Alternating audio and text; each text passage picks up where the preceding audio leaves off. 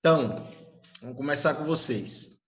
Pessoal, a gente vai continuar falando de República Oligárquica, história do Brasil. Nós já adiantamos um pouco a história geral até a Segunda Guerra. Estamos começando agora a história do Brasil e vamos, os próximos assuntos, continuar a história do Brasil. Nós iniciamos com a República Oligárquica, não é isso? Que é chamada também de República Velha, tem algumas denominações. E falamos do ponto de vista político, né? Falamos da questão da política dos governadores, falamos do coronelismo, do voto de cabresto, toda a organização política inserida nesse contexto aí de República Oligárquica, República Velha, enfim. Agora nós vamos falar como era, nós falamos muito pouco sobre o aspecto econômico, só no início da República, no governo provisório, né, de Deodoro da Fonseca, que nós falamos sobre a política do encilhamento, né, onde o ministro da Fazenda, da Economia, era Rui Barbosa, e Rui Barbosa inseriu uma política que visava fomentar a industrialização, mas deu errado, criando inflação, etc. Nós vamos falar um pouquinho dessa parte econômica agora. Eu vou estar aqui compartilhando com vocês o slide para nós falarmos sobre essa parte econômica, ok, pessoal? Vamos lá.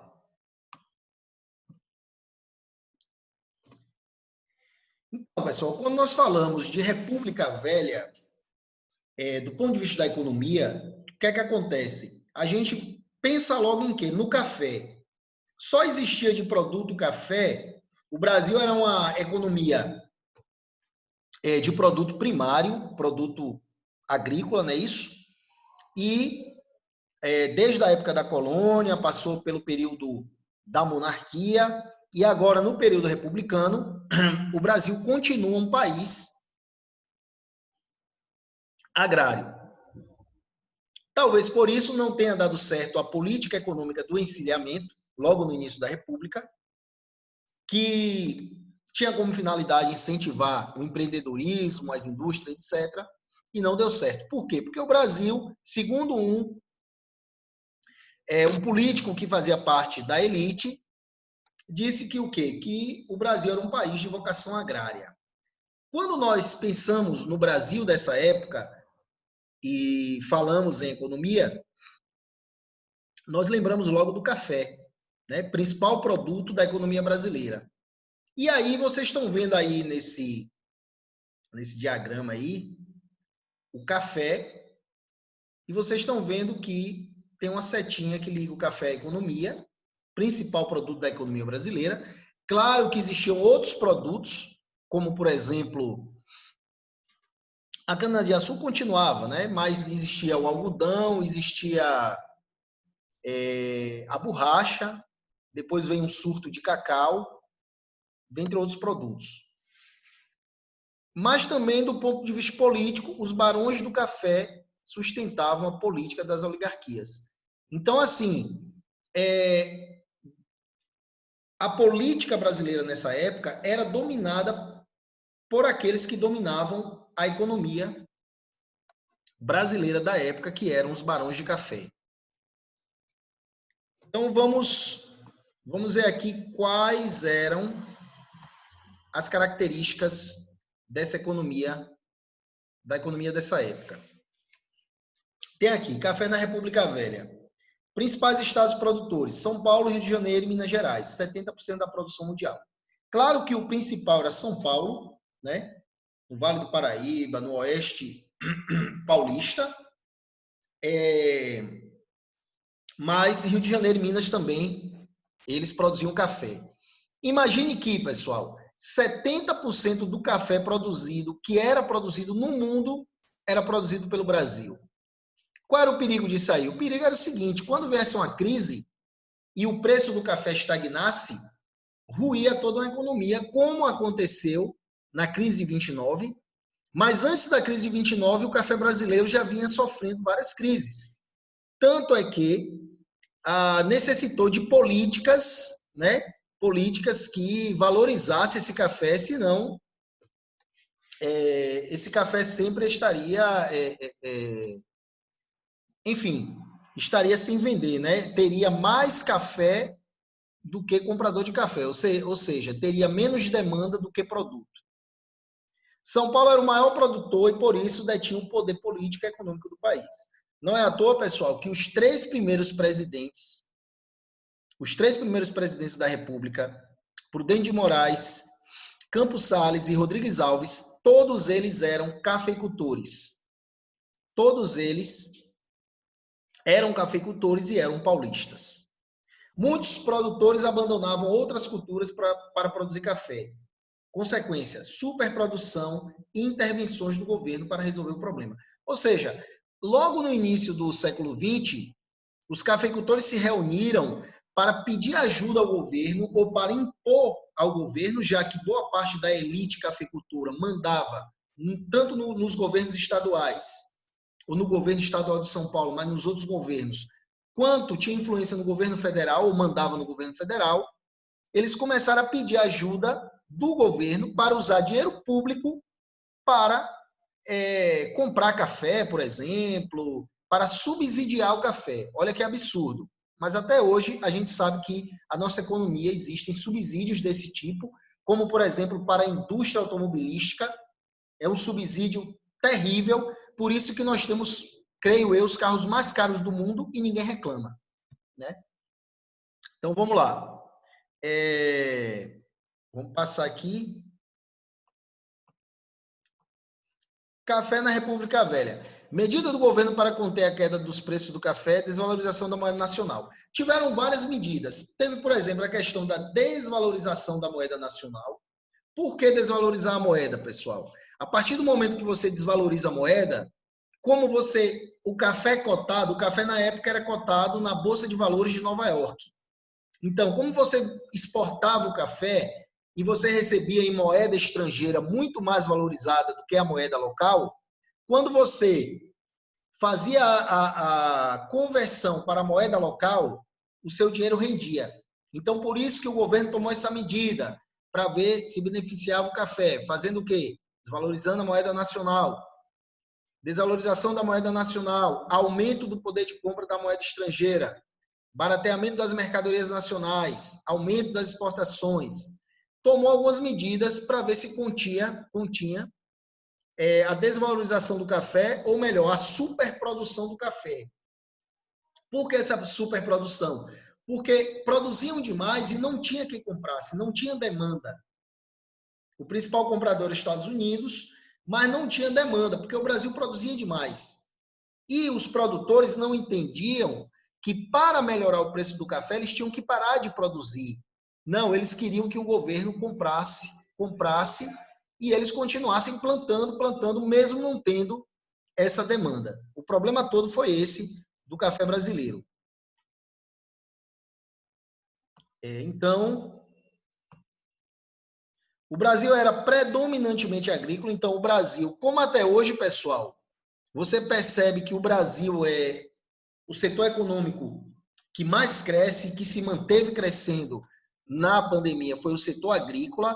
Claro que hoje nós tem um nome bonitinho para esse setor, tem um nome bonitinho para esse setor agroexportador. Claro que o Brasil se modernizou. Nós chamamos de que a soja, né? E outros produtos naturais, in natura, nós chamamos de commodities, mas não deixa de ser a mesma coisa de antigamente, né? A questão, o lado forte do Brasil é esse lado agrícola.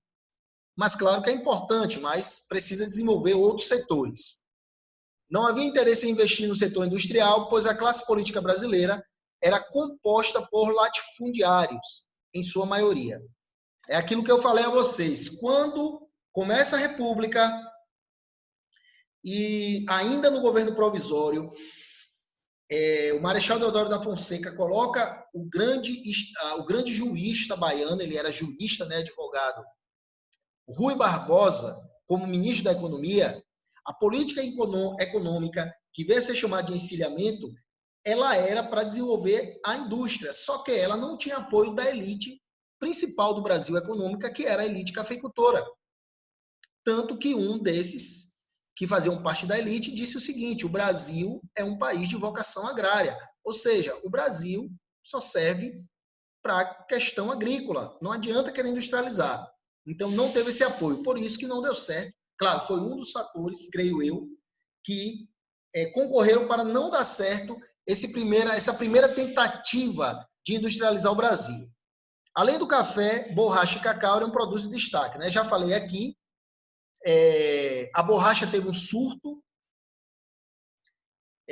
no norte do Brasil, Pará e Amazônia, né? Os seringalistas, os barões da borracha, vamos dizer assim, ganharam muito dinheiro. Teve também um surto de cacau, né? Devido à demanda da indústria de chocolate, etc., e derivados. No sul da Bahia também, foram produtos que tiveram seus surtos.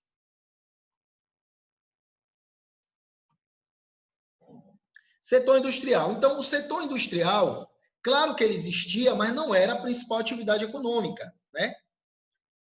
Começou no final do século XIX, principalmente no Rio de Janeiro e São Paulo. São Paulo já era um país rico por causa do café, Rio de Janeiro era a capital do Brasil, e começam a se instalar no Brasil, e principalmente com imigrantes italianos, né, e outros imigrantes que vieram para cá, principalmente depois da abolição da escravidão, e porque a elite brasileira queria mudar a mão de obra, não queria dar emprego a esse escravo, então começou a trazer, desde da segunda metade do século XIX, ou até da primeira, imigrantes para o Brasil, começou a fazer políticas para trazer imigrantes. Muitos imigrantes partiram para a área industrial e fundaram empresas, né? E principalmente a indústria têxtil logo no início. Indústria de pequeno porte, produção de bens de consumo não duráveis, setores têxtil e alimentício, né? Como eu falei.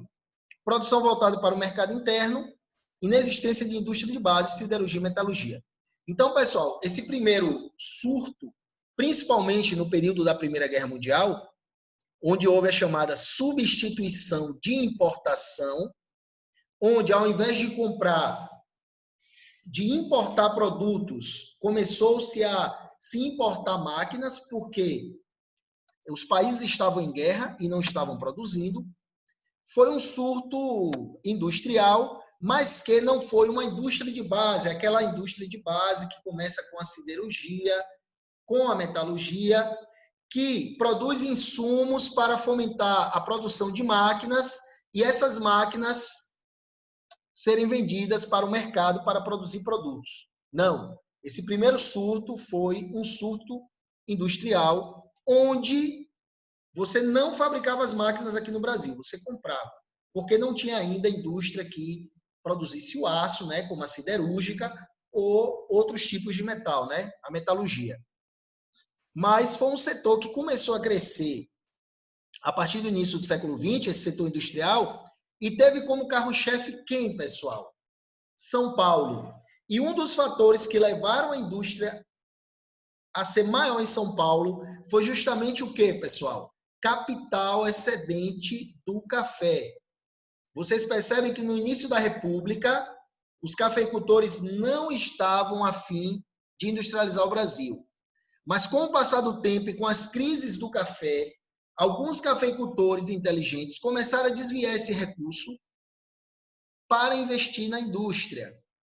E São Paulo já tinha toda uma infraestrutura para desenvolver um parque industrial, porque São Paulo tinha linhas férreas, São Paulo tinha toda uma estrutura financeira, tudo isso, toda essa estrutura voltada para o café, serviu também para a indústria. Ok? Pessoal, até aí está dando para entender? Essa parte da economia brasileira no período da República Velha, ou República Oligárquica? Esther, Sim. Rose, Maria, enfim. Vamos continuar aqui. Voltei para o primeiro... Tá dando para entender. Dando para entender? Vamos continuar. Então, já vimos que o carro-chefe da economia brasileira era o café. Havia outros produtos além do café, como o cacau e a borracha. Havia também o setor industrial, né, o setor secundário, mas que não era o principal. O principal, o carro-chefe da economia, era o café. Aí vemos imagens do setor industrial, né? Quais os fatores favoráveis à industrialização? Eu já falei aqui, pessoal, só vou repetir aqui, né? Fatores favoráveis. O café que serviu de base para a industrialização brasileira, como eu falei a vocês, capital acumulado, ou excedente de capital, e vias de escoamento. O que é vias de escoamento? Linhas férreas, talvez hidroviárias, enfim. Isso tudo, toda essa infraestrutura era uma infraestrutura ligada ao café, mas que serviu à industrialização e fez com que São Paulo fosse o centro da industrialização no Brasil, como é até hoje. Mão de obra especializada com a chegada dos imigrantes.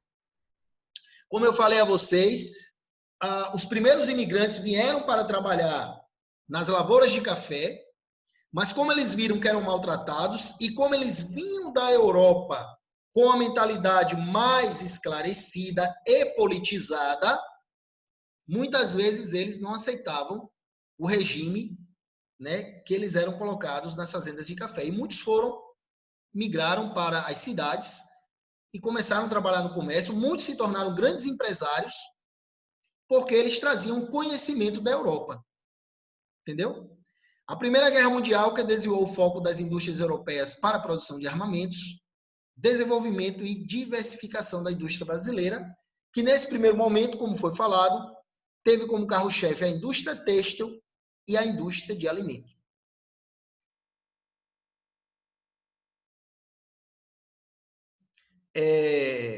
A política do encilhamento, pessoal, do ponto de vista econômico, de políticas econômicas empreendidas pelo governo, nós já vimos lá no início do assunto que logo após a proclamação da República, ainda não tinha, né, Constituição no Brasil, porque a proclamação foi em 1889, a Constituição brasileira veio em 1891, claro que o Brasil não podia parar, teve o governo provisório.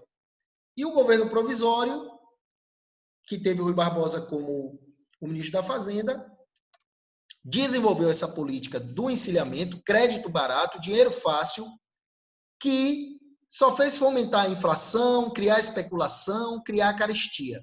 Nós já vimos isso no início do assunto, né?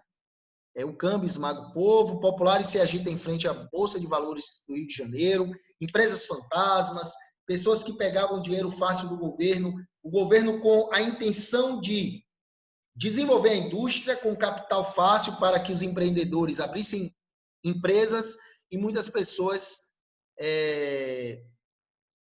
se aproveitando dessa situação. E a política do encilhamento foi justamente isso, essa euforia, né, com esse momento difícil que o Brasil teve, a Bolsa de Valores, as pessoas vendo o capital que tinham investido na Bolsa caindo, etc. E eles compararam isso às corridas de cavalo, no momento que os cavalos são encilhados e fica aquela euforia da aposta. Daí o nome política do encilhamento. Essa política não deu certo. Veio Floriano Peixoto, veio Prudente de Moraes, no governo do quarto presidente brasileiro e segundo presidente civil, que foi Campos Salles. Ele teve que fazer uma política econômica para ver se resolvia esse problema da economia que vinha desde o início, desde essa política do encilhamento. Só para vocês terem uma ideia. Então, aqui tem autor Rui Barbosa, ministro da Fazenda durante o governo do Marechal Deodoro da Fonseca. A ideia é aumentar a emissão de papel moeda em circulação. O objetivo, facilitar a concessão de crédito para estimular os investimentos no setor industrial. Só que não deu certo, né, pessoal? Por vários fatores, dentre eles, teve esse fator da própria elite brasileira da época, que era a elite cafeicultora, não apoiar essa política econômica. Problemas, não havia lastro, reservas de garantia em ouro, que garantisse a emissão de papel moeda. Na época, pessoal, o lastro, a garantia não era o dólar, não era, né, o dólar, que o Brasil fica nessa coisa de ter dólar, de não ter, de evasão de dólares. Na época, a moeda padrão, vamos dizer assim, era o ouro, o padrão era o ouro, não era ainda o dólar. Empresas fantasmas se aproveitaram dos empréstimos, como eu falei a vocês. utilização de empréstimos em atividades especulativas na Bolsa de Valores. Esses foram alguns dos problemas. Consequência, desorganização das finanças públicas, inflação generalizada, desvalorização da moeda nacional, relativo desenvolvimento do setor industrial. Teve um relativo desenvolvimento, principalmente com capitais oriundos do café, depois, né? Como eu falei a vocês, pessoal, passou o governo de Deodoro foi eleito pelo Congresso. Deodoro, como era muito radical, muito autoritário, ele foi deposto do governo, entra Floriano Peixoto em 1894, sai Floriano Peixoto, não, antes de 1990, sai Floriano Peixoto, entra em 1894 Prudente de Moraes, sai Prudente de Moraes e aí entra quem? Campos Sales. E quando Campos Sales entra esse problema econômico, né, advindo desde o início da República, ainda continua. E aí, Campos Sales vai fazer um empréstimo, onde ele vai empenhar um monte de lugares que geram riquezas no Brasil, um monte de empresas que geram riquezas no Brasil, e ele vai criar um empréstimo consolidado, que é o Funding Law, né? Qual o conceito desse empréstimo, desse Funding Law? Empréstimo de 10 milhões de libras esterlinas, financiado a longo prazo, realizado pelo presidente Campos Sales. Objetivo: organizar as finanças públicas desestruturadas pela política do encilhamento, que aumentou a dívida externa brasileira. Quais as consequências, pessoal? Controle da emissão de papel moeda, porque o encilhamento emitiu papel moeda sem lastro e desvalorizou demais a moeda. Proibição de novos empréstimos.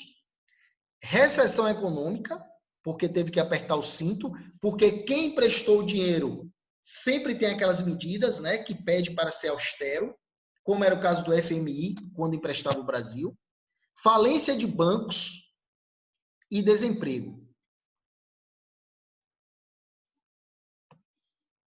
E aí, pessoal, diante de todas essas políticas econômicas que não deram muito certo, desse desenvolvimento industrial que existiu, principalmente usando toda a infraestrutura do café, nós vamos ver que os cafeicultores, eles tinham um poder econômico e eles sempre usaram do poder político, porque muitos eram políticos, como, por exemplo, Campos Sales. Campos Sales era um cafeicultor riquíssimo. Ele foi o segundo presidente civil e o quarto presidente dessa República Velha, né? Só para vocês terem uma ideia. Então, assim, eles queriam usar esse poder, né? Essa influência política que eles tinham para beneficiar, né, a riqueza deles, a produção deles de café. Então, aí, em 1906, eles fizeram uma reunião na cidade de Taubaté, e lá teve o quê? O Convênio de Taubaté. Foi o quê? Encontro realizado na cidade de Taubaté para discutir o problema da superprodução do café.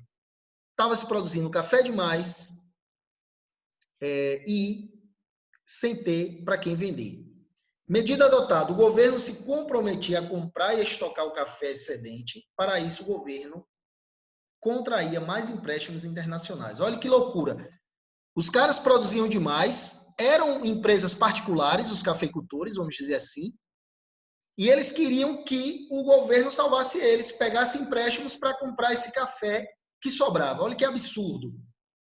Consequências: aumento da dívida externa, ineficácia das medidas, pois a produção de café aumentava a cada ano e os preços caíam. Na época do Convênio de Taubaté, pessoal, o presidente era uma figura chamada Rodrigues Alves, que era o terceiro presidente civil e era paulista. Vocês imaginem que São Paulo era tão poderoso que conseguiu botar 3 presidentes da República consecutivos. Imagine, Prudente de Moraes, Campos Sales e Rodrigues Alves. Só que Rodrigues Alves, ele não aceitou essa política econômica do Convênio de Taubaté. Essa política econômica que o convênio de Taubaté, vamos dizer assim, prescrevia, era uma política econômica que a sua concretização se chamou de quê? De socialização das perdas. O que seria a socialização das perdas? Com a superprodução do café, quem perdia era quem? Os barões do café. Quem pagava a conta? Nós, os brasileiros. Ou seja, a perda, o prejuízo dos cafeicultores era repassado para a população inteira. Por quê? Porque o governo comprava o café com dinheiro público. Entenderam? Tá dando para entender até aí, pessoal?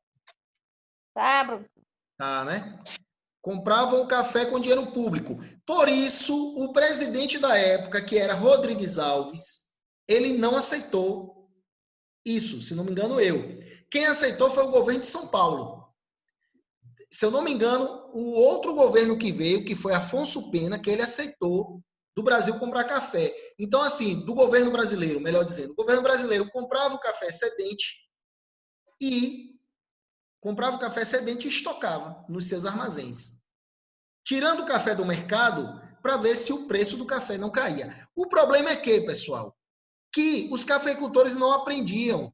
Se tem muito café no mercado e não tem quem compre, e o governo vai comprar esse café, você tem que, uma parte desse café, que é o excedente, você tem que parar de plantar café. Essa era, por sinal, um dos artigos do convênio de Taubaté dizia isso, ó, tem que parar de plantar café por um tempo, até estabilizar o preço. Mas como eles agora tinham ajuda do governo comprando café excedente, eles continuavam plantando. Então era uma burrice, não adiantava. O governo comprava café, eles continuavam plantando mais café e fomentando a superprodução. Foi aí que alguns começaram a desviar esse dinheiro, esse excedente ou desviar um capital para a indústria. Então, o convênio de Taubaté foi uma política nefasta, que o governo brasileiro, tanto que quando chega em 1930, que Getúlio Vargas chega ao poder, pessoal, ele teve que queimar café. Não tinha mais onde colocar café. O maior comprador. Quer falar alguma coisa, alguém?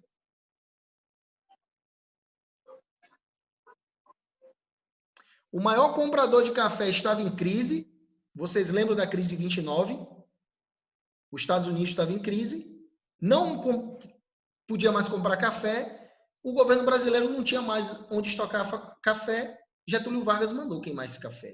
Isso tudo vocês estão vendo. Eu estou falando de 1930. Vocês estão vendo que em 1906, ou antes de 1906, já existia crise de superprodução do café.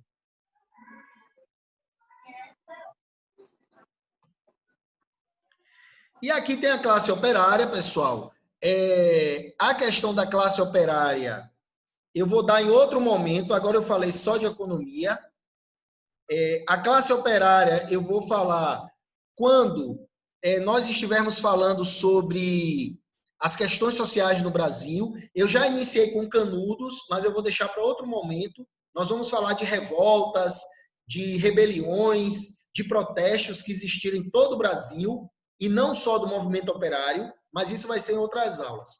Por hoje é só. Hoje eu só coloquei essa aula para especificamente a questão da economia da época, da República Velha. Se alguém tiver alguma pergunta, alguma dúvida, pode perguntar.